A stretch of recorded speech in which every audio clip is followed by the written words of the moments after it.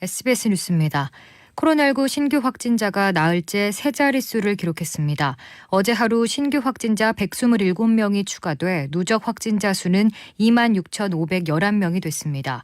신규 확진자 가운데 국내 발생이 96명, 해외 유입 사례가 31명으로 잠정 집계됐습니다. 지역별로는 서울 51명, 경기 23명, 인천 3명 등 확진자 대부분이 수도권에 집중됐습니다. 사망자는 어제 하루 1명이 늘어 지금까지 464명이 코로나19 집중 치료를 받다가 숨졌습니다. 헬로윈데이를 맞아 어젯밤 서울시와 경찰 등이 홍대 앞 클럽과 음식점 등 234곳의 방역 지침 여부를 점검한 결과 14곳이 규정을 어겨 적발됐습니다. 대표적인 위반 사례로는 일반 음식점으로 등록해놓고 실내에서 손님들이 춤을 출 수 있도록 해놓거나 종업원들의 마스크 미착용이 꼽혔습니다. 서울시는 헬로윈데이 당일인 오늘 밤엔 더 많은 인원이 밀집할 가능성이 있다고 보고 집중 단속을 이어갈 방침입니다. 미국 대선을 나흘 앞두고 미국의 코로나19 하루 신규 확진자가 처음으로 10만 명 선을 넘어섰습니다. 로이터 통신은 자체 집계 결과 현지 시간 30일 하루 신규 확진자 수가 10만 233명을 기록했다고 보도했습니다. 또 미국의 누적 확진자 수도 처음으로 900만 명을 넘어선 것으로 나타났다고 로이터는 전했습니다. 어제 터키와 그리스를 강타한 규모 7.0의 강진으로 피해가 속출하고 있습니다. 지금까지 터키에서만 20명이 숨지고 800여 명이 다쳤으며 그리스에서는 2명이 사망했습니다.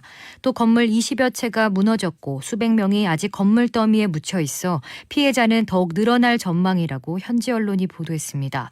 또 터키 서부 해안에는 지진 여파로 해일이 발생해 해수면이 상승하고 일부 도로가 침수되는 등 후속 피해도 잇따르고 있습니다. 오늘 새벽 충남 서해상에서 원산 안면대교 교각을 들이받아 22명의 사상자를 낸 푸른바다 3호는 최대 시속 33km로 항해한 것으로 파악됐습니다.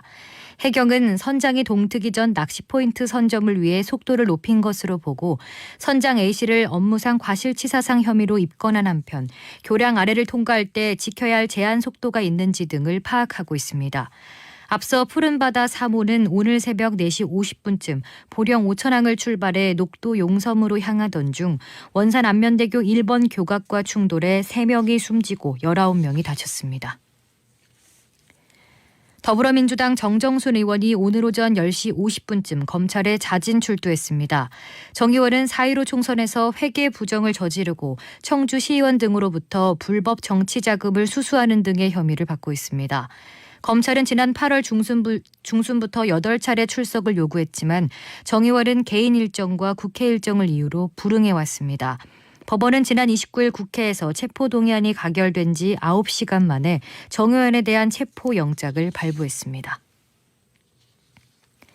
국회 보건복지위원장인 더불어민주당 김민석 의원은 대한의사협회가 국가고시 재응시 문제에 대한 당정청 합의 가능성을 시사한 것에 대해 언론 플레이를 즉각 중단하라고 경고했습니다. 김 위원장은 페이스북 글에서 대한의사협회 최대집 회장의 농단이 묵과하기 어려운 지경에 이르렀다며 존재하지 않는 당정청 국시 합의서를 흘리며 자기 정치의 도를 넘었다고 비난했습니다.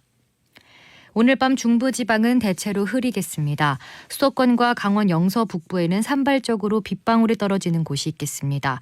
내일 새벽에 서울과 경기 북부, 강원 영서 북부부터 비가 시작돼 오전에 중부지방과 호남, 영남 내륙으로 확대되겠습니다. 중부지방의 비는 밤에 대부분 그치겠지만 충청 남부와 호남, 경북 내륙은 모레 새벽까지 이어지겠습니다. 서울의 현재의 기온은 16도입니다. 주시은입니다. 뉴스를 마칩니다. SBS